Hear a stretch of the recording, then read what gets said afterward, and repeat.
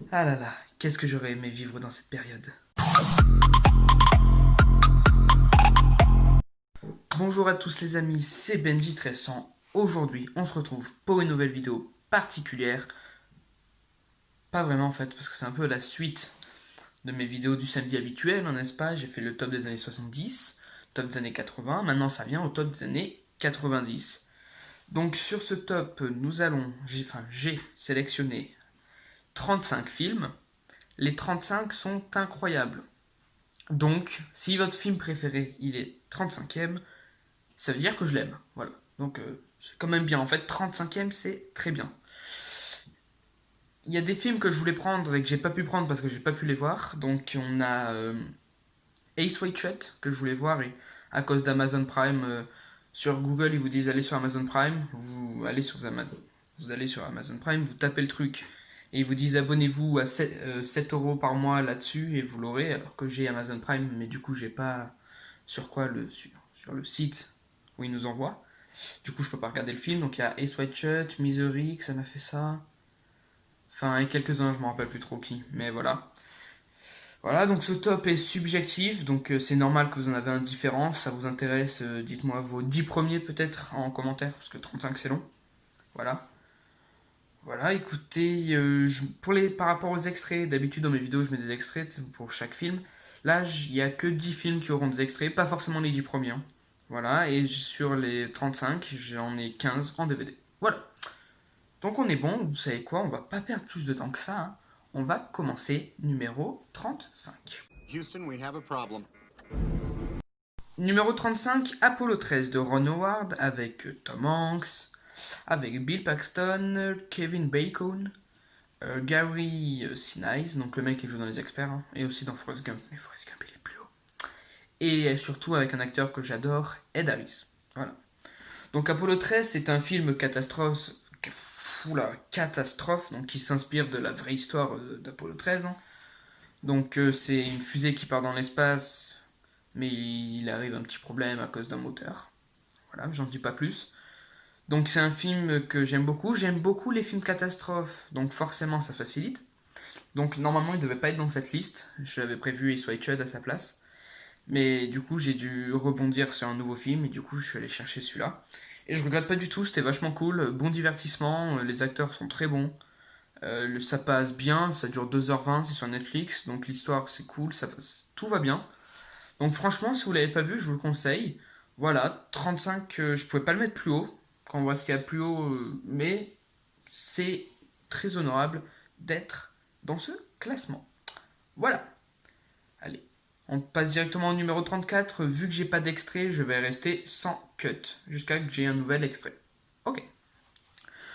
Donc numéro 4, Thelma et Louise, de Ridley Scott, avec Gina Davis et Susan Sarandon. Donc j'en ai déjà parlé plusieurs fois, donc c'est pour ça que je mets pas d'extrait de ça. Donc c'est un film que j'apprécie beaucoup personnellement, donc un road movie, donc sur la route, pour ceux qui ne comprennent pas. C'est une histoire plutôt bien racontée. Ça change de ce que fait Ridley Scott, hein, et ça montre qu'il sait faire d'autres choses que des films de science-fiction ou des péplums. Donc écoutez, moi c'est un film que j'aime énormément, que pas tellement de gens ont vu de ce que je vois et qui mérite d'être vu au moins une fois dans sa vie. Il y a aussi Harvey Keitel qui est excellent dans ce film, qui joue le flic. Enfin, et on a aussi une petite apparition de Michael Madsen. Voilà, voilà. Bon, allez, on passe au numéro 33. Donc, numéro 33, Los Angeles Confidential. Donc, sorti lui en 1997. Donc, c'est vrai que j'ai pas dit les années. Thelma et Louise, c'est 1991, il me semble, et Apollo 13, 1995. Voilà. Je vous le dis comme ça c'est fait, parce que je l'avais pas dit. Il y a même un rôle de Brad Pitt, il a un petit rôle dans Thelma et Louise. Voilà. Comme ça, j'ai fini avec les deux d'avant. Donc, Los Angeles Confidential, donc, de Curtis Hanson, si je prononce bien. J'espère, oui, parce que je vais pas réussir à tout bien prononcer, donc vous m'excuserez, hein. Donc il y a Guy Pearce dedans, on a Kim Basinger, je sais pas comment ça se prononce non plus, hein. On a Russell Crowe, James Cromwell, Danny DeVito et Kevin Spacey, donc un casting franchement 5 étoiles. Franchement, ouais.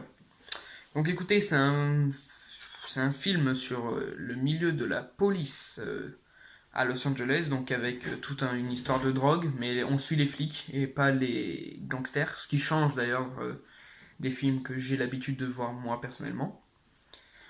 Voilà, donc écoutez, c'est un film que j'aime beaucoup, l'enquête elle est bien, c'est drôle et pas trop non plus, des fois on est énervé, chaque personnage a un développement, à un moment on aime le personnage, après on l'aime plus, après on le aime, enfin c'est un film que j'apprécie énormément et que j'ai été content de découvrir. Voilà, voilà. Ok. Bon, mais vous savez quoi? On va passer au numéro 32. We've met before, haven't we? I don't think so. At your house, don't you remember? No, I don't. As a matter of fact, I'm there right now. That's crazy, man. Call me. Numéro 32, Lost Highway. Donc lui aussi sorti en 1997. Donc un film de David Lynch. Un film avec... on va finir les acteurs, après je vais vous dire ce que j'en pense. Donc avec Bill Pullman, Patricia Arquette, donc qui en ce moment, ma mère elle regarde cette série, donc du coup je connais. Elle joue dans Medium, enfin c'est celle qui fait la Medium dans Medium, voilà, une série qui passe sur Chérie 25. Voilà, voilà, il y a ça. Et il y a Robert Blake qui joue l'homme mystérieux, voilà, Mystery Man. Donc voilà l'affiche, vous avez vu l'extrait aussi. Bien flippant ce mec, franchement, ouais. Donc écoutez, qu'est-ce que je pense de ce film? J'adore ce film parce que j'ai rien compris. Voilà. D'ailleurs, là, vous êtes en train de vous dire, qu'est-ce qu'il raconte? Eh bien, c'est exactement la même réaction que j'ai eue en regardant le film. Qu'est-ce qu'il raconte? Voilà. Non, c'est pour ça que je l'aime, oui et non, parce que j'ai quand même compris. Parce qu'un film où on comprend rien, c'est chiant. Mais c'est justement ce que j'aime avec le cinéma de David Lynch, c'est comme Mulholland Drive, on en parlera la semaine prochaine dans le top des années 2000. C'est des films qui font réfléchir, on comprend pas grand chose, mais si on réfléchit, il y a des théories, chacun fait son interprétation du film, et je trouve ça excellent. Ça change des films qu'on a l'habitude, que j'ai personnellement encore l'habitude de voir. Donc franchement, ouais, j'ai beaucoup aimé Lost Highway. Alors j'ai pas réussi à le mettre plus haut, bah, justement pour ça, parce qu'après je l'ai pas non plus totalement compris, voilà. C'est quand même étrange. Donc il est sur Netflix, hein, il dure 2 heures. Je l'ai vu sur Netflix, ils ont pas mis la VF, du coup ça m'a obligé à le regarder en VO sous-titré, mais finalement c'est pas si mal, faudrait que je prenne l'habitude. De temps en temps, ça me pète, je regarde en VO et de temps en temps en VF. Ça dépend de mon humeur peut-être. Voilà, donc franchement Lost Highway, si vous avez envie de vous faire retourner le cerveau par des trucs de double personnalité, de dédoublement de... J'ai rien compris. Non, ça va. On comprend pas grand chose, mais assez pour apprécier le film. Voilà. Ok. J'ai bien parlé sur ce film, on peut passer au prochain. Numéro 31. Alors, c'est un film, c'est la suite d'une saga dont j'ai déjà parlé dans mon top des années 80. Die Hard 3, Une journée en enfer. Donc, toujours avec Bruce Willis. Cette fois-ci accompagné de Samuel L. Jackson et de le méchant qui est joué par Jeremy Irons. Voilà. Donc c'est mon Die Hard préféré. Voilà. Bon, j'ai vu que lui est le 1, hein, j'ai pas vu le 2. Parce que quand j'ai fait cette liste, je sélectionne les films que je veux voir. Et le 2 n'avait pas l'air excellent, du coup je l'ai pas mis dans ma liste. Du coup je ne l'ai pas regardé. Voilà. Alors que lui, oui. Il avait l'air bien. Et ben j'ai adoré, donc je l'ai préféré au 1. Parce que j'adore la complicité que Bruce Willis a avec Samuel L. Jackson dans le film. J'adore. Toutes les touches d'humour, Samuel L. Jackson qui a peur du racisme, qu'en fait c'est lui le raciste. Enfin ça, je trouve ça très drôle. Enfin, pour moi, ce film marche du tonnerre. C'est un très bon divertissement, on voit pas le temps passer. Franchement, si vous aimez les films d'action, tout ça, franchement, c'est un très bon film que je vous conseille absolument. Voilà. Ok, très bien. Du coup, on va passer, ça y est, on a fait 31, 32, 33, 34, 35, donc on passe au numéro 30. Numéro 30, un film de Tim Burton, sorti en 1990. Le premier film de Tim Burton, pardon, avec Johnny Depp, donc parce qu'ils ont fait énormément de collaborations, mais là c'est leur première collaboration. Donc il y a aussi Winona Ryder, que je disais dans Beetlejuice, que je ne me rappelais plus de son nom. Là je me rappelle. Voilà.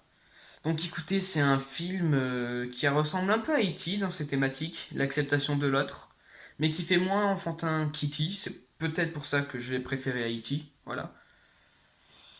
Écoutez, il y a quelques moments, non, j'allais dire ça fait peur, mais non, ça fait pas peur, mais il a quand même un, pour des enfants, Johnny Depp, il a quand même un physique plutôt pas très rassurant, avec les ciseaux, toutes les cicatrices, tout ça. Enfin, c'est un film quand même avec des thématiques plutôt profondes, plutôt adultes, donc j'aime beaucoup personnellement, sur l'acceptation de l'autre, sur un peu de la discrimination aussi, sur une histoire d'amour impossible, tout ça, et j'aime beaucoup ce film. Et franchement, il est sur Disney Plus là. Donc si vous l'avez pas vu, je vous le conseille. Après, bien sûr, la plupart d'entre vous l'ont vu. Je, je le sais. Voilà, voilà. Écoutez, pas grand chose à dire sur Edouard Main d'Argent à part allez le voir, tout simplement. Ok. Donc on va passer au numéro 29. Avant de passer au numéro 29, je voulais préciser que cette vidéo risque d'être longue. Je pense qu'elle doit faire quoi? Peut-être 1 heure? Certainement, hein. Un top 35, bon. Donc peut-être qu'il serait bon pour vous que vous la regardez en faisant quelque chose. Par exemple, je ne sais pas, je peux vous donner des exemples comme... Bon, moi je fais pas souvent la cuisine, hein, mais pour ceux qui font la cuisine, peut-être en faisant la cuisine. En voiture, alors non, pas en conduisant, vous posez le téléphone. Ça vous sert un peu comme une radio, sauf que c'est ma voix. Bien plus agréable, je sais bien. Voilà. Écoutez, voilà, mais faites des trucs, peut-être un nettoyage de printemps. On est en été, printemps, oui, ça marche, ça marche. En rangeant votre chambre, je ne sais pas. Mais c'est sûr que si les 1 heure vous effrayent, ne vous inquiétez pas. Ça va passer crème. Tout se passera bien. Ok, numéro 29, Fargo, des frères Cohen. Faut que je me rappelle des castings. Francis McDormand. Voilà. Ah oui, Fargo le film, hein, parce qu'il y a une série, et c'est bien moins connu le film que la série, j'ai l'impression. Donc Francis McDormand, on a. Excusez-moi, oula, réflexion. Steve Buscemi, un acteur que j'adore dans Reservoir Dogs, dans un film qui sera au-dessus, encore des frères Coen d'ailleurs le film, et dans Fargo. Voilà, écoutez, je me rappelle plus trop des acteurs. Vous savez quoi? On va faire des recherches.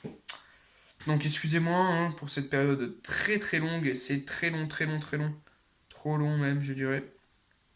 Fargo, oui, donc sorti en 1996, j'ai oublié de le dire. Donc voilà, William Massey et Peter Stormare. Voilà, excusez-moi, je vous avais oublié. Désolé. Voilà, donc qu'est-ce que raconte ce film? Ce film, c'est l'histoire d'un mari qui fait appel à 2 criminels pour qu'ils enlèvent sa femme, pour que son beau-père paye la rançon et qu'ils prennent du coup l'argent. Voilà, qu'ils se partagent l'argent à tous les 3 et du coup pour qu'ils soient riches. Voilà. Bien sûr, ça tourne mal. Voilà. C'est à peu près le scénario. Le film est très cool et très court d'ailleurs. Il fait qu'1h30. Donc, quand je vous parlais de film qui passe crème, bah alors lui, il passe crème. presque aussi long, presque aussi court ou long, selon le référentiel. Hein. Pour un film, c'est très court, 1h30. Pour une vidéo, 1 heure, c'est long. Donc, j'allais dire presque aussi court que moi, mais pas vraiment. Voilà. Donc franchement, je vous le conseille, ça fait déjà 2 minutes 30 que je parle là sur ce film et tout là. Enfin sur l'extrait. Ah oui, mais en même temps, je vous ai fait de la prévention au début. Enfin en tout cas, je vous conseille Fargo. C'est pas mon film préféré des frères Cohen. En même temps, j'en ai vu que 2. Et mon premier préféré, celui que je préfère donc, il sera plus haut dans ce classement. Voilà. Ok, donc c'était le numéro 29. On peut passer au numéro 28. 28, The Truman Show, donc sorti en 1998, de Peter Weir, donc le réalisateur de l'excellent Le Cercle des Poètes Disparus. Donc, j'allais dire avec Jim Carrey, mais c'est pas Le Cercle des Poètes Disparus qu'avec Jim Carrey, mais bien The Truman Show. Donc avec Jim Carrey, avec Ed Harris. Donc voilà, vous savez comment j'aime Ed Harris, je vais pas le redire. Voilà. Donc écoutez, c'est un film que j'ai vu ce matin, avant de tourner la vidéo. Donc c'est encore très frais dans ma mémoire. J'ai énormément aimé. J'ai pris un plaisir énorme. Jim Carrey est excellent. Bon, moi je suis fan de Jim Carrey, on va dire. Tous ses films, toutes ses comédies, Ace Ventura, Dumb and Dumber, je les ai toutes regardées, j'adore. Donc là, ça change un peu de ses rôles comiques. Là, on est plus dans un rôle plus triste, plus profond. Et ça montre qu'il peut jouer d'autres rôles que de la comédie, comme il a d'ailleurs montré dans un film dont on parlera la semaine prochaine. Petit spoiler, ce sera Eternal Sunshine of Spotless Mind. Voilà. Donc rôle, pas du tout drôle non plus. Donc écoutez, franchement, Truman Show, c'est super. C'est le sujet, il peut encore marcher dans notre actualité d'aujourd'hui, enfin l'actualité du moment, voilà, hein. Par rapport à la télé, les dangers de la télé, tout ça. Donc franchement, c'est un film qui avait tout compris avant tout le monde. Et c'est pour ça que j'adore ce film. Voilà. Voilà, écoutez, ça bégaye un peu, mais on a compris ce que je voulais dire, je pense. Voilà. Ok, bon, ben vous savez quoi? On va passer au numéro 27. Numéro 27, L'armée des 12 singes. De Terry Gilliam, dont j'avais déjà parlé la semaine dernière avec Brésil. Donc Brésil qui avait fini 12 sur 20. Lui, il finit 27 sur 35, mais je préfère l'armée des 12 singes. Voilà. D'ailleurs, je trouve super stylé le DVD. Enfin, l'affiche rouge, je préfère la noire, le masque noir avec l'œil rouge. Je sais pas si vous voyez de quelle affiche je parle. C'est pas grave si je vais vous le montrer, comme ça je vais pas en parler. Donc avec Bruce Willis, qu'on peut voir ici. Il y a aussi Brad Pitt qui a, pour moi, un de ses meilleurs rôles. Pour moi, c'est son deuxième meilleur rôle. Voilà. Deuxième ou troisième.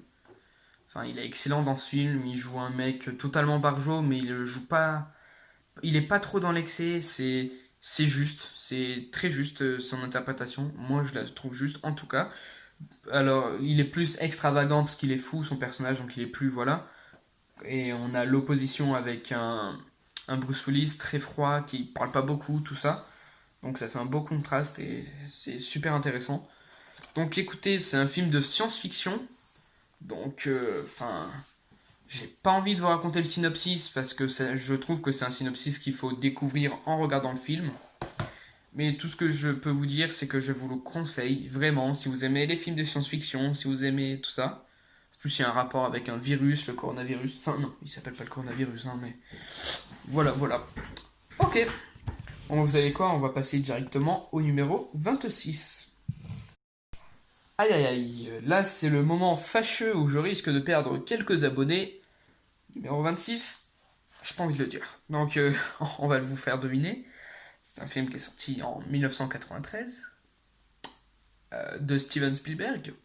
Là, vous vous dites déjà, il y en a deux possibles. Sauf que c'est un film avec Sam Neill et Laura Dern. Donc vous aurez évidemment compris que c'est Jurassic Park. Voilà. Comment expliquer que Jurassic Park soit si bas?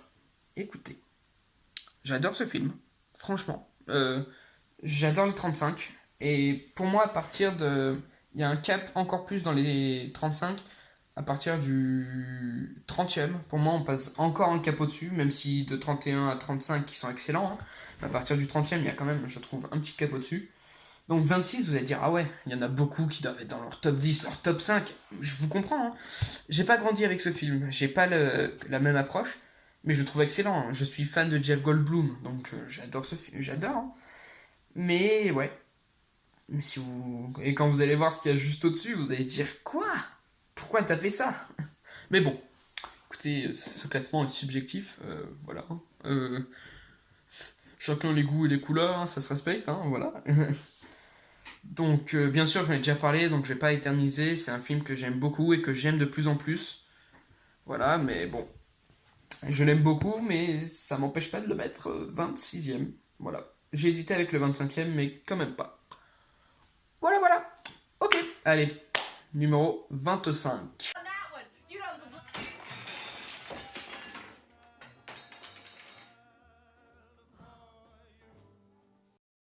Numéro 25. American Beauty de Sam Mendes, sorti en 1999, voilà, 1999. Donc avec Kevin Spacey, hein, un acteur que j'aime beaucoup, Annette Bening, avec aussi enfin, il y a tellement d'acteurs dans ce film, ce qui peuvent pas être écrits là parce que je les ai oubliés. Ah oui, voilà, Wes Bentley, il y en a Mena Suvari, et j'ai oublié, et Tora Birch. Voilà, excusez-moi, je l'avais oublié quelques acteurs. Voilà. Donc c'est un film, écoutez, que j'ai découvert très récemment. D'ailleurs, je trouve d'ailleurs l'affiche excellente, hein, le ventre. D'ailleurs, on pourrait croire que c'est le ventre de Mena Suvari. C'est bien ça, hein. Mena Suvari, ouais, je prononce bien. Mais c'est pas le sien, c'est celui d'une mannequin. Voilà, voilà. Enfin, c'est un film que je trouve excellent. Pareil, que j'aime énormément. Vous allez me dire, mais il est que 25e. Oui, mais j'aime énormément, d'accord? Ça a été très dur pour moi de choisir. Franchement, très très très compliqué. Voilà. Donc c'est un film, qu'est-ce que ça raconte, vous allez me dire? Bon, on suit l'histoire d'une famille. Donc Kevin Spacey a gagné l'Oscar du meilleur acteur pour ce film. On suit l'histoire d'une famille qui a l'air d'être comme tout le monde, une famille basique, mais qui a quelques secrets, qui cache quelques problèmes. Voilà, donc le film en gros c'est Secret Story quoi, hein. Méfiez-vous des apparences. Voilà quoi. Donc voilà, je vous conseille, je vais pas m'éterniser sur ce film, ça fait déjà un petit moment que j'en parle là. Donc voilà, je vous le conseille. Si vous n'avez pas vu, il est sur aucun site de streaming, ça c'est dérangeant. Il faut l'avoir en DVD pour pouvoir le voir ou le télécharger. Mais voilà, c'est illégal. Ok. Du coup, on passe déjà au numéro 24. Allez, c'est parti. Numéro 24. Alors, c'est là où vous allez me dire, ce film, devant Jurassic Park, Une nuit en enfer, de Robert Rodriguez, donc avec George Clooney, avec Juliette Lewis, on a Harvey Keitel et Quentin Tarantino, qui a d'ailleurs écrit le scénario. C'est un film, Une nuit en enfer, que je trouve exceptionnel. Voilà. Il fait partie vraiment de mes 50 films préférés. Je pense que d'ailleurs dans les 35, les 30 premiers font partie de mes 50 préférés, hein. Enfin, on est quand même sur un truc comme ça, hein. C'est pour ça que quand je t'ai dit au début, j'avais envie de vivre dans cette période et d'aller voir tous ces films au ciné. Je ne déconne pas. Voilà. Donc c'est un film que déjà ça me fait... C'est qui change de genre au milieu du film. Donc au début on est sur un film criminel plutôt road movie. Et au milieu du film ça part en sucette. Je ne vous raconterai pas comment. Parce que ce serait un spoiler et je préfère vous laisser découvrir le twist. Mais c'est excellent. Excellent. Voilà. Donc déjà casting 5 étoiles, hein, comme je vous ai dit. On a aussi une danse de Salma Hayek. Donc pour tous ceux qui sont admirateurs de Salma Hayek, regardez ce film rien que pour sa danse. Voilà. Voilà, écoutez, hein, je vous conseille Une nuit en enfer, que je trouve excellent. Voilà. Bon, allez, on passe au numéro 23. Vous aurez remarqué dans ce classement quand même la diversité des genres, des films qui sont présents dans ce classement quand même, hein. On a un peu de tout, on a du road movie, du film d'action, du film catastrophe, du film drame, du film fantastique avec Edouard Main d'Argent, enfin voilà quoi. Ok. Donc numéro 23, mon film préféré des frères Cohen, The Big Lebowski. Donc sorti en 1998 avec Jeff Bridges, je sais pas s'il se prononce comme ça, je pense. John Goodman et Steve Buscemi. Toujours lui. J'adore ce mec. Voilà. Donc écoutez, The Big Lebowski, qu'est-ce que ça raconte? C'est vrai, même moi je me demande, qu'est-ce que ça raconte? Comment est-ce que je peux... Comment je peux faire un résumé de The Big Lebowski? Aucune idée. Du coup, allez le voir. C'est drôle. C'est très bien. C'est vachement drôle. Un des films qui me fait le plus rire. Un des films les plus étranges aussi, hein, mais qui vaut le coup d'être vu au moins 3 fois. Voilà, non. Au moins une fois. Bon, moi je l'ai vu 3 fois parce que j'adore, mais voilà. Ok. Bon, on passe au numéro 22.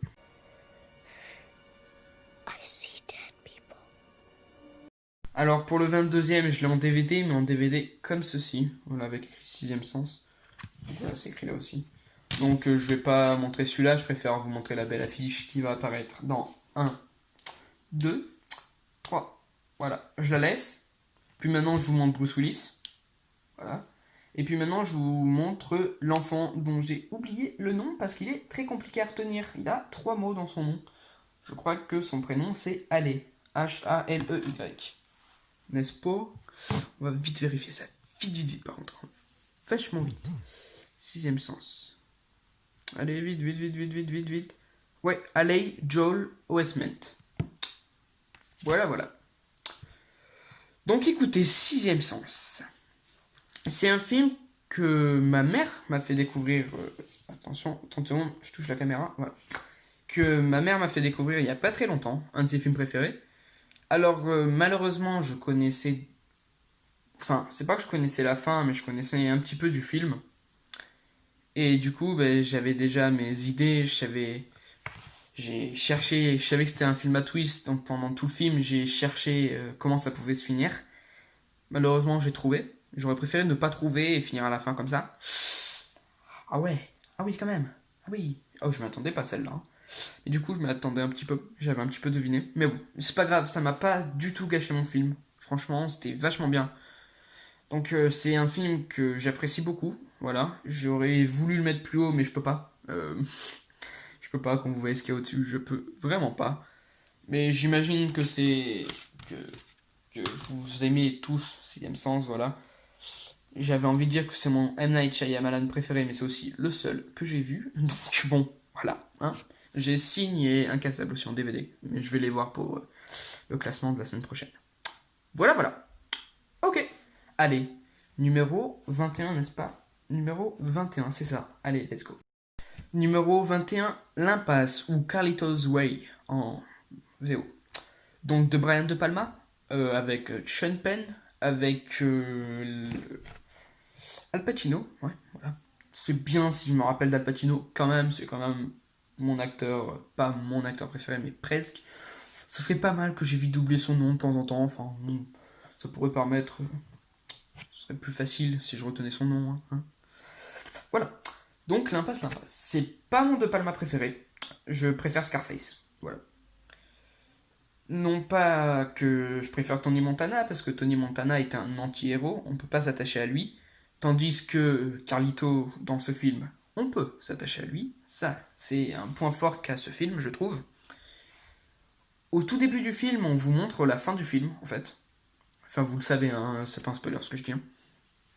Sauf que le film a la capacité de vous faire oublier la scène du début. Moi, j'ai vu le début, et à la fin, j'ai été surpris par la fin, alors qu'en fait, c'est la même scène que celle du début. Donc si j'avais réfléchi, si j'étais pas con, je me serais rappelé. Mais malheureusement, je suis débile, donc voilà. Donc franchement, je vous conseille L'Impasse, un des meilleurs films de gangsters, vraiment. Donc sorti en 1993. C'est mon sixième film de gangster préféré. Non, septième. Un jour, je vous ferai peut-être un top 10 de mes films de gangster mafia préférés. Ouais. Même si c'est déjà un concept qui a déjà été fait par le youtubeur Dirty Tommy, que j'adore. Mais bon, peut-être que j'apporterai quelques touches à moi pour pas que ce soit du plagiat. Voilà. Ok. Allez, numéro 20. Déjà. Voilà. Ça change le plan parce que j'ai bougé mon téléphone parce qu'il a fallu que j'aille le recharger. Une galère. Voilà. Donc, numéro 20, American History X de Tony Kaye. Je pense qu'elle se prononce comme ça. Avec Edward Norton et Edward Furlong. Donc Edward Furlong qui jouait aussi John Connor, le gamin, dans Terminator 2, et je sais pas s'il a continué à jouer John Connor après. Je ne sais pas. Voilà. Donc, c'est un film sur le racisme aux États-Unis. Il y a aussi de la prison. Il y a tout un truc avec les nazis, avec l'antisémitisme du coup, avec le racisme contre les noirs, tout ça. Donc c'est un film très intelligent dans ses propos, violent, ouais, on va dire ça. Enfin, un film qu'il faut pas regarder à n'importe quel âge, hein, sinon on comprend pas grand chose. Si on est tout gosse, tu comprends pas, hein, c'est pas un film où on montre un gosse, hein, mais adolescent ça passe. Donc écoutez, moi c'est un film que j'ai découvert il y a 2-3 semaines, je dirais, et que franchement j'ai surkiffé. C'était très bien. J'aurais aimé qu'il soit plus haut, hein, qu'il soit dans les 18, parce que 35 divisé par 2, ça fait 17,5, donc on va dire les 18 premiers, c'est la première partie de tableau, on va dire. Malheureusement, j'ai pas réussi à le rentrer dedans. Mais je vous le conseille absolument. Franchement, allez le voir. Il est sur Amazon Prime. Foncez si vous l'avez pas vu. Voilà. Ok. Numéro 19. Numéro 19. La vie est belle de Roberto Benigni avec Roberto Benigni. C'est bien, moi ça me fait qu'une photo pour faire tout le film. Hein. Donc, film qui a gagné la Palme d'Or, si je ne m'abuse, c'est ça. Hein. Palme d'Or à Cannes, non. C'est Grand Prix du jury, oui, ça doit être ça, non. Donc, un film italien. Il a gagné le César du meilleur film étranger, 3 Oscars, dont meilleur acteur et meilleur film étranger, donc plutôt pas mal. Donc, c'est un film émouvant, mais drôle aussi. Donc pour ceux qui ne connaissent pas, c'est un père qui fait croire à son fils que le camp de concentration dans lequel il se trouve, c'est un parc d'attractions. Donc c'est plutôt ça. C'est sympathique à regarder, franchement c'est très beau. Voilà, que dire de plus, ça passe vite, ça dure que 2 heures, ça passe super vite. La fin est belle, tout est beau dans ce film, c'est drôle, mais de temps en temps t'es un peu triste, c'est beau. Donc franchement, si vous l'avez pas vu, je vous conseille absolument. Donc voilà, pour moi, c'est le meilleur film de Benigni. Hein. Après, on n'a pas fait des tonnes. Et encore moins des tonnes de bons. Hein. Donc voilà. Ok, ok. Bah allez, numéro 18. Voilà. On passe dans la première partie de tableau. N'est-ce pas magnifique? Numéro 18. Hit de Michael Mann, qui aurait mérité d'être bien plus haut, mais j'ai pas réussi à le mettre plus haut. Il y a plein de films, hein, j'aurais aimé, personnellement, j'aurais voulu qu'ils soient plus hauts, mais j'ai pas pu parce que personnellement, les autres films qui sont là, c'est moi qui les ai décidé personnellement de les mettre au-dessus. Donc bon, au bout d'un moment, voilà. Donc que dire? La rencontre entre Al Pacino vs De Niro, donc Al Pacino qui joue le flic, De Niro le gangster. Il y a aussi Val Kilmer, je crois que ça se prononce comme ça, je suis pas sûr. Et on a aussi un petit rôle de Nathalie Portman quand elle était gosse. Voilà.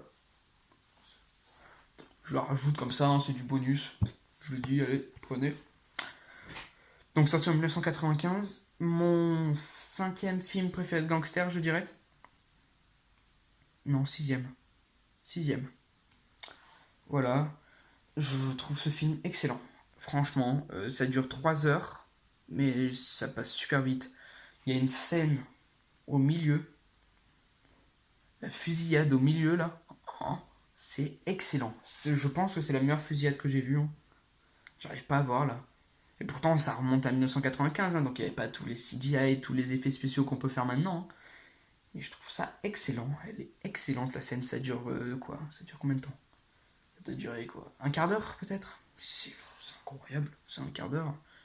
Non, peut-être un peu moins même, mais c'est magique. C'est magique. Il n'y a rien d'autre à dire, c'est magique.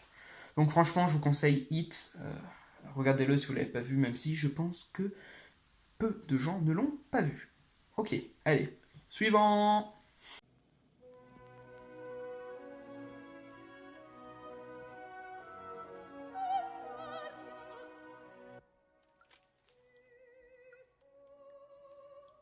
Andy, tu entends?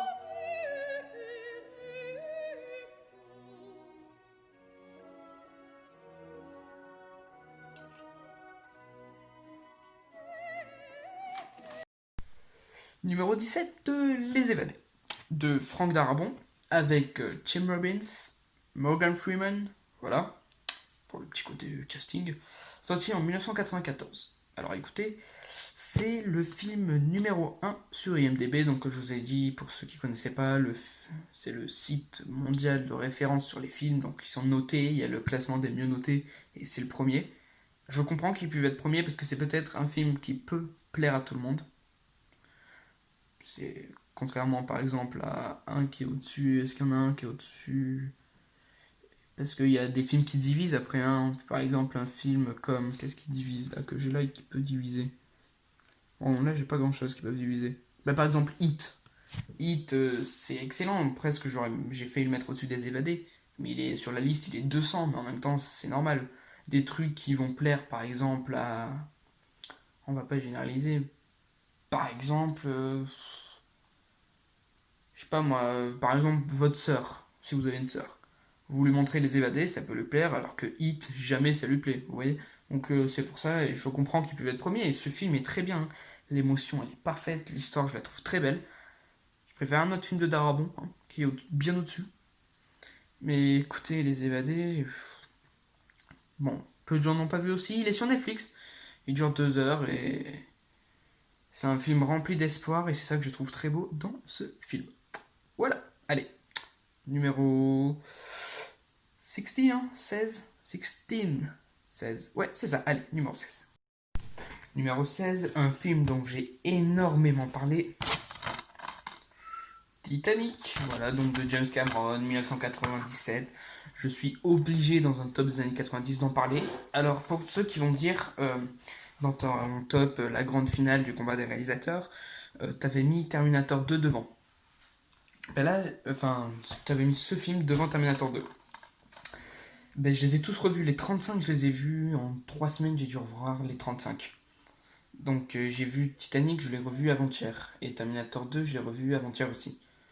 Donc c'est normal, il y a beaucoup de changements, mais aujourd'hui je vais vous dire, ça me fait chier de mettre Titanic 16ème, hein, ça me fait quand même mal. Mais tant demain je le mets 10ème temps, enfin c'est par jour, ça change beaucoup. Voilà, vous me comprendrez de toute façon. Voilà, donc j'ai pas grand chose à dire hein, sur Titanic, j'en ai déjà tellement parlé que... Voilà. Ok. On passe au numéro 15. 15, c'est bien déjà. La matrice est universelle. Elle est omniprésente. Elle est avec nous ici, en ce moment même. Tu la vois chaque fois que tu regardes par la fenêtre ou lorsque tu allumes la télévision. Tu ressens sa présence quand tu pars au travail, quand tu vas à l'église ou quand tu paies tes factures. Elle est le monde qu'on superpose à ton regard pour t'empêcher de voir la vérité. Numéro 15, Matrix, des sœurs ou des frères de Lily et Lana Wachowski. Voilà, on va dire Lily et Lana au moins. Sorti en 1999. Donc avec Laurence Fishburne, avec Keanu Reeves et... Comment elle s'appelle lui? Comment elle s'appelle? Carrie Ann Moss, non? Quelque chose comme ça, hein, il me semble. Ouais, c'est ça, Carrie Ann Moss. Et Joe Pantoliano. Voilà. Donc écoutez, j'avais pas vraiment trop accroché à mon premier visionnage, Matrix. J'avais eu du mal à tout comprendre. Voilà, bon, après je l'avais regardé un soir de 21h à 23h, alors bon, selon quand ça tombe. Alors que là, je l'ai re-regardé il y a 4 jours, de 15 à 17. Donc là, au moins, j'étais bien réveillé, je suivais bien. J'avais pas compris ce qu'était la Matrix, j'avais rien compris. Là, j'ai tout compris. Voilà. Donc Matrix, excellent. Je vais avoir les DVD bientôt, mon grand-père va me les donner. Du coup, voilà. La prochaine fois que j'en parlerai, j'aurai pas besoin de mettre la fiche qui est là. Voilà. Ok, on est bon. Du coup, allez, numéro 14. Numéro 14, je viens d'en parler, Terminator 2, de James Cameron, avec Arnold Schwarzenegger, Linda Hamilton et Edward Furlong. Je crois que ça se prononce comme ça, hein. Donc je disais qu'il est aussi dans American History X. Voilà. Donc, écoutez, je l'ai revu, et en fait, je trouve ça excellent. Comment ça se fait que j'avais préféré Titanic? Enfin, Titanic est excellent, hein, mais je crois que je préfère Terminator 2. Hein. J'ai pris un réel plaisir, donc je l'ai revu, j'ai encore envie de le voir, franchement. C'est excellent, les scènes d'action, chaque scène est culte. Le début, déjà, comment le T-800 il s'habille, c'est excellent. L'introduction du T-1000 elle est excellente, l'introduction de John Connor est excellente, l'introduction de Sarah Connor dans l'asile, tout ça c'est excellent. Il n'y a pas un défaut dans ce film, je trouve pas un défaut. Alors que Titanic, si je cherche vraiment, je peux trouver un petit défaut peut-être. Donc c'est pour ça, et puis même, de toute façon, je sais pas. Je sais pas pourquoi, parce que Titanic, je l'aurais bien mis 7ème. Là, vraiment, tant demain, je vous le mets 7ème, c'est largement possible. Hein. Je vous dis, non, tout est interchangeable. Voilà. Ok, bon, allez, numéro 13 déjà. Allez, numéro 13. How many keys, you cocksucker? In English, please. Excuse me. In English. How many fucking keys, you cocksucker? What the fuck? Numéro 13. Usual Suspect, bien sûr. Donc voilà, 1. Waouh, j'ai galéré à l'ouvrir. Voilà, ici. Donc de Bryan Singer, sorti en quelle année d'ailleurs? 99? Non, non, non. Non, 95, tiens. Ah d'accord, je savais pas. Je ne savais pas du tout. Très bien. Bon, tant mieux. Hein. Donc avec Kevin Spacey, avec Gabriel Byrne, je sais pas trop comment ça se prononce, et un acteur que j'aime beaucoup aussi, Benicio del Toro. Voilà. Donc Visual Suspect, je vais vous montrer, comme ça je mets pas l'affiche. Donc c'est un film policier, un film à twist. Pour moi c'est un film que quand tu le regardes, il est cool, et quand tu vois sa fin, il est excellent. Voilà. Qu'il est cool, et encore c'est méchant de dire qu'il est cool, il est même super, il est vraiment bien. Et quand tu vois la fin, c'est excellent, excellent. Pour moi, peut-être la meilleure fin du cinéma. Peut-être, hein, je dis, peut-être. Enfin, la meilleure fin du cinéma, en tout cas la plus surprenante, peut-être. Voilà, voilà. Lui, je le regardais en même temps que j'ai découvert Pulp Fiction, donc c'est vraiment un des premiers films que j'ai vus de ma vie. Quoi. Ok. Allez, c'était 13ème, du coup on passe au numéro 12. Bon, numéro 12, j'en parle très souvent. Les Affranchis, Scorsese, 1990, Robert De Niro, Ray Liotta, Joe Pesci. Bien évidemment qu'il est dans ce classement. Bien évidemment qu'il est à la 12e place. J'aurais pu le mettre plus haut, mais j'ai galéré franchement. J'ai pas réussi à le mettre plus haut. Mais mon deuxième Scorsese préféré, pas mon premier. Il sera au-dessus de mon premier. Voilà quoi. C'est excellent. Un des meilleurs films de gangsters. Si je dirais que c'est mon troisième ou quatrième préféré film de gangster, quoi. C'est incroyable. Voilà. Du coup, numéro 11. Numéro 11, Seven. Donc de David Fincher avec Morgan Freeman, Brad Pitt. Lui aussi, j'en ai énormément parlé. De toute façon, là, les premiers, il y en a 1, 2, 3. Il n'y en a que 3 dont j'ai jamais parlé sur cette chaîne. Donc bon. Et 4 où j'en ai pas parlé beaucoup. Donc ça fait 4 films sur les... Combien y a-t-il de restants? Sur les 10 restants, là. Donc bon, vous comprenez que c'est un peu du... Mais en même temps, c'est normal, hein. C'est mes films préférés des réalisateurs préférés. Forcément, ils sont dans mes films préférés des années 90. Forcément. Voilà, Seven. Mon deuxième polar préféré, je le préfère à Usual Suspect parce que Usual Suspect, c'est sa fin qui le rend excellent, alors que Seven, sans sa fin, il serait déjà excellent. Voilà. Donc le polar ultime, quoi, entre le mec qui c'est gore, il y a des moments où c'est gore, la ville où il pleut tout le temps, le mec qui se fait étouffer dans ses spaghettis, enfin... Voilà quoi, enfin j'adore ce film. Voilà. Du coup on passe déjà au numéro 10.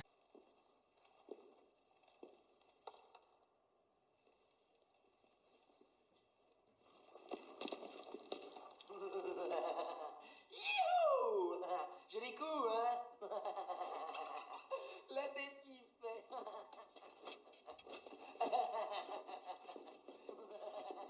Vous avez vu ça? Ce fils de pute m'a pissé sur les pieds. Oh! Ça Numéro 10. La ligne verte. Que j'ai découvert il y a pas très longtemps non plus. Donc avec Tom Hanks. Attendez, on va. Parce qu'il y a quand même un casting 5 étoiles hein, quand même. Déjà on va dire le réal, donc de Franck Darabont. Excusez-moi. Ouf, attendez, je respire. C'est bon, on est bon.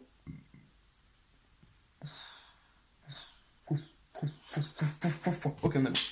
Donc avec Tom Hanks, Michael Clarke Duncan. Comment ça se prononce exactement? Parce que je sais comment ça s'écrit, mais ouais. Michael Clarke Duncan. Ouais, ok.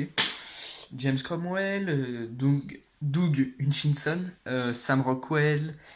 Et comment il s'appelle? Il y a Barry Pepper aussi, que j'aime beaucoup. Et allez, faut que je te trouve. Voilà, David Morse. Voilà.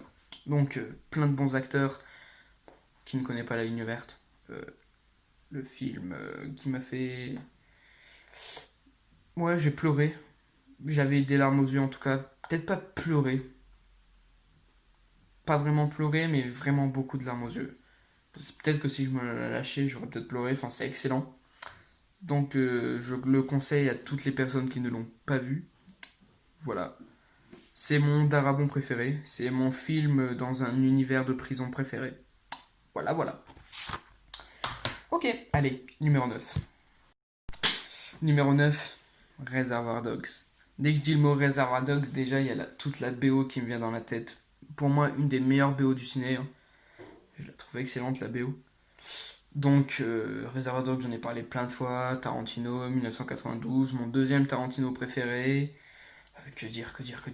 Film de braquage qui tourne mal. Enfin, excellent. Des mecs avec des noms de couleurs qui braquent. Voilà, j'ai pas envie de passer beaucoup de temps sur ces films. Là, je vais même aller plutôt vite parce que c'est des films dont j'ai déjà énormément parlé. De toute façon, j'imagine que vous les avez déjà vus. Pas besoin que je passe 2 heures dessus. Mais oui, excellent Reservoir Dogs, bien entendu. C'est normal. Peut-être que pour certains, il aurait été plus bas, je ne sais pas. Moi, je trouve qu'il mérite minimum le top 10. Et encore, presque, il aurait pu rentrer dans le top 5. Voilà. Ok, allez, on passe au suivant. Suivant, encore un dont j'ai déjà parlé. Oui, il va en avoir beaucoup. Hein. La liste de Schindler. Donc, de Steven Spielberg, 1993. Alors, c'était mon film préféré de Spielberg et j'ai changé d'avis. D'accord, donc je vais vous dire, hein, il est juste au-dessus. Hein. Franchement, il y en a un qui est, lui, il est 8ème et celui de devant, il est 6ème. Hein. Donc c'est vraiment, ça s'est joué à peu, hein, mais de peu. Mais voilà quoi. Donc avec, comment il s'appelle, Liam Neeson, Ben Kingsley et Ralph Fiennes quoi, qui joue un méchant horrible, un nazi horrible, mais en même temps qui est pas que méchant. Il a un peu de bon aussi, enfin c'est vraiment excellent. Donc j'aime beaucoup la liste de Schindler, mais je préfère celui du dessus, qui est un film de Spielberg, un film sur la Seconde Guerre mondiale. Vous savez quoi, vu que je vais pas mettre d'extrait, transition directement. Mon numéro 7, c'est ça, hein, mon numéro 7 n'est autre que Soldat. Il faut sauver le soldat Ryan. Donc sorti en 1998 avec Tom Hanks, toujours Barry Pepper, Tom Sizemore et Matt Damon. Quand je pense à ce film, je me dis comment il n'a pas pu gagner l'Oscar du meilleur film. Déjà, contre n'importe quel film, il aurait dû gagner. À peu près. Mais en plus, quand il tombe contre Shakespeare in Love. Donc oui, j'ai vu Shakespeare in Love, pour ceux qui vont me dire tu peux pas juger si tu l'as pas vu. Je l'ai vu. Justement, parce que je l'ai vu, non, mais c'est pas mauvais. C'est Soldat Ryan, quoi. C'est un des meilleurs films du monde, quoi. Il fait partie de mes 10 films préférés, Soldat Ryan. Enfin, c'est incroyable. Comment c'est pas possible. Enfin, voilà, quoi. Donc, ouais. Donc, si vous l'avez pas vu, foncez. Bon, il existe qu'en DVD, c'est pas de plateforme de streaming pour Il faut sauver Soldat Ryan. Dommage. Voilà. Bon, allez, numéro 6. Numéro 6, je l'ai en DVD, je vous ai déjà parlé, vous savez, c'est Casino. Donc, je l'ai en DVD blanc, mais je vais vous mettre la belle affiche. Donc, mon film préféré de Martin Scorsese, 1995, avec Robert De Niro et Joe Pesci. Enfin, et Sharon Stone. Donc, je le préfère aux Affranchis parce que je préfère le casino, j'aime bien. Je préfère l'univers des casinos. Je trouve que c'est bien avec la triche, la scène où le mec il triche. Enfin, excellent quoi. Et je préfère Nicky Santoro à Tommy des Affranchis. Voilà, par rapport à Joe Pesci. Voilà. Pour moi, 6ème c'est bien. Il aurait même pu. Ah non, il aurait pas pu être 5ème parce que 5ème, il y a un autre truc excellent. Mais Casino, si vous l'avez pas vu, foncez. Quand on parle de Scorsese, c'est pas le premier qu'on dit. On cite Les Affranchis, Loup de Wall Street, Taxi Driver. On pense pas de suite à Casino. Mais pour moi, c'est son meilleur. Voilà. Allez, numéro 5. Digne fils de l'Écosse, je suis William Wallace. William Wallace fait 7 pieds de haut. Oui, c'est ce qu'on m'a dit. Et il tue l'ennemi par centaines, hein. Et s'il était là, ses yeux lanceraient une pluie d'éclairs à faire trembler l'armée anglaise. Et des boules de feu seraient projetées de son cul. Je suis William Wallace. Numéro 5, je l'ai en DVD. Alors, j'ai eu un coup de cœur pour ce film. Hein. Je l'avais jamais vu avant. J'en avais déjà entendu parler, bien sûr. Hein. Mais j'ai eu un coup de cœur, c'est bien entendu Braveheart. Mel Gibson. Avec donc Mel Gibson. Donc deux Mel Gibson. Avec Mel Gibson. Et avec Sophie Marceau. Voilà. Je savais bien qu'il y avait une française, mais sortie en 1995. Alors, j'ai eu un coup de cœur quand j'ai vu ce film. Directement, dans mon classement, il a fait... Donc, je l'ai mis 4ème. Bon, après, j'ai découvert un autre film qui est du coup 4ème. Mais c'est excellent, Braveheart. Alors déjà, j'adore les films de bataille, de bâtards. Les trucs de bataille comme ça, j'adore Game of Thrones, j'adore Le Seigneur des Anneaux, c'est mon film préféré, avec Pulp Fiction. Donc bien entendu, il allait rentrer, sans l'avoir vu, je savais déjà que j'allais l'aimer. Alors là, je me suis pris un truc, les batailles, c'est incroyable les batailles. La bataille du milieu, là, elle dure longtemps, mais c'est excellent. Le scénario, il est excellent. Pour moi, il n'y a pas un problème. Il dure 3 heures le film, je les vois pas passer. Je le trouve super fluide comme film. Donc franchement, regardez-le, ça vaut le coup. Hein. Il a gagné ce film en 1995, il a gagné l'Oscar du meilleur film, l'Oscar du meilleur réalisateur, et je trouve que c'est totalement mérité. Bon, après en 95, il y avait plein de films. Hein. Il y avait aussi Casino, j'en ai parlé. Qu'est-ce qu'on a un peu Usual Suspect. Enfin, que des... Pour moi, les années 90, c'est les meilleures années du ciné, clairement. Franchement, c'est là où il y avait le plus. Voilà. Avec les années 2000 et 2000... Encore, ouais, 2000, je sais pas. Quand j'ai vu mes classements, il y avait quand même des beaux trucs, mais...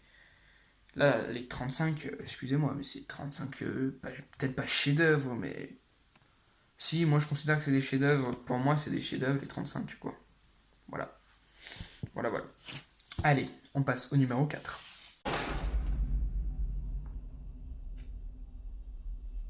J'ai été interrogé par un employé du recensement. J'ai dégusté son foie avec des fèves au beurre et un excellent Chianti.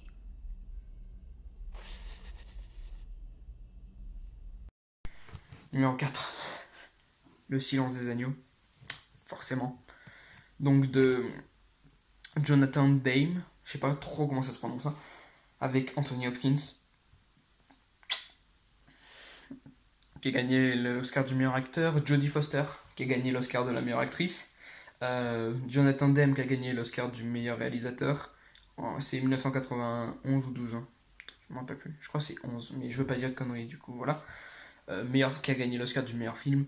Ça a gagné l'Oscar du meilleur scénario. Donc voilà, quoi. Le Big Five. Donc je vous avais dit, c'est pareil que Vol au-dessus d'un nid de coucou et qu'un autre film, un vieux film. Hein. Donc il n'y a que 3 films qui ont gagné ces 5 Oscars-là. Donc c'est-à-dire les 5 plus gros Oscars. Hein. Donc ouais, mais c'est totalement mérité, quoi. Anthony Hopkins, qu'est-ce qu'il est excellent dans ce film. Même Jodie Foster, hein, elle est super dans ce film. Donc bien sûr, pour ceux qui l'ont pas vu, allez le voir. Pour moi personnellement, c'est le meilleur polar. C'est le film avec des flics que je préfère. Donc je vous le conseille absolument. Peut heurter les âmes sensibles. Voilà, on peut le dire. On sait jamais. S'il y a des enfants qui me regardent, je précise que ça peut faire un peu peur. Allez, voilà, on va dire ça. Allez, numéro 3. Numéro 3, Forrest Gump, bien entendu, de Robert Zemeckis, avec Tom Hanks. Forcément qu'il allait dans ce classement. Forcément qu'il allait dans le top 3. Bon, 3ème quand même, parce que les deux d'avant, je les préfère beaucoup. Enfin, ça s'est joué de peu, hein, avec le 2ème, hein, comme d'hab. De toute façon, j'en ai déjà parlé dans la grande finale du combat des réalisateurs, c'est toujours les mêmes, hein, les 3 mêmes, c'est toujours... En même temps, c'est mes 3 films préférés avec Le Seigneur des Anneaux, donc forcément... Mais ouais, Forrest Gump, quoi, c'est excellent. Je pense que c'est dans la liste, c'est celui que j'ai vu le plus, et celui que je continuerai à voir le plus, c'est celui que... Franchement, c'est excellent, Forrest Gump. Et chaque fois, il y a un nouveau truc. Hier, j'ai découvert que c'est lui qui avait provoqué le Watergate, par exemple. Je m'en étais jamais rendu compte, voilà. Enfin, il y a toujours un détail, il y a toujours un nouveau truc, mais c'est excellent, quoi. Voilà. Je vais pas en parler plus parce que je vous en ai déjà parlé, mais bien évidemment qu'il est dans ce classement. Voilà. Allez, numéro 2. Numéro 2, pour parler français, Fight Club, donc de David Fincher avec Brad Pitt, Edward Norton. En vrai, si je vous montre leurs photos, peut-être que j'ai pas besoin de mettre le collage. Ouais, vas-y. Donc avec Brad Pitt, Edward Norton, comme ça j'ai la flemme de mettre les photos là. Le montage, ça va me prendre déjà 5 heures. Ouais, ça... Voilà. Donc de David Fincher. Ah mince, je suis obligé de mettre la photo. De David Fincher. Voilà, je la mets. De toute façon, je l'avais déjà mis avant quand je lui ai dit son nom. Voilà. Je fais mon montage en direct. Moi, plus rien ne va dans cette vidéo. Plus rien ne va. Donc, bien entendu, un film excellent, film à twist. Film à twist, excellent à la 2ème lecture, excellent à la 3ème lecture. J'en suis sûr, il doit être excellent à la 4ème. Je sais pas, je l'ai vu 3 fois. Mais j'aime ce film. Voilà, rien d'autre. 1999, sorti en France en 2000, donc j'aurais pu le compter dans les 2000, mais je l'ai compté dans les années 90. Voilà. Parce que j'ai surtout considéré les sorties américaines. Par exemple, American Beauty et La Ligne Verte sont sortis en 2000 en France, alors qu'ils sont sortis en 99 aux États-Unis. Du coup, j'ai considéré qu'ils étaient sortis dans les années 90. Voilà, écoutez, c'est tout pour cette vidéo. Ah mais non, j'avais oublié, j'ai pas fait le premier. Donc écoutez, on va même pas couper parce que je vais pas mettre d'extrait, donc on va continuer sur cette lignée, sur cette lancée, sur ce... Voilà. Numéro 1, Pulp Fiction, voilà, hein, de Quentin Tarantino, donc j'ai le poster là, hein, donc forcément... Combien de fois je vous ai dit que c'était mon film préféré? Est-ce que j'ai besoin de me justifier en plus? Non. Donc oui, 94, Palme d'Or, excellent. Voilà, je vais rien dire de plus. Du coup, voilà. J'espère que cette vidéo vous a plu. Si c'est le cas, pensez à mettre un pouce bleu s'il vous plaît, ça fait toujours plaisir. Laissez peut-être un commentaire de votre top, ou même, peut-être si vous avez aimé la vidéo, peut-être me dire Benji, cool la vidéo, enfin, ce genre de trucs là, voilà, vous avez compris. Sinon, prenez soin de vous. On se retrouve mercredi pour une vidéo sur la guerre du Vietnam au cinéma. Donc on va parler des films qui relatent l'histoire de la guerre du Vietnam, hein, genre j'allais dire les Rocky, mais je veux dire les Rambo, Apocalypse Now, ce genre de films. Et samedi, on se retrouve avec mon top des films des années 2000. Voilà. Allez les gars, ciao. Merci à tous d'avoir regardé. Abonnez-vous. Et on se retrouve mercredi. Au revoir.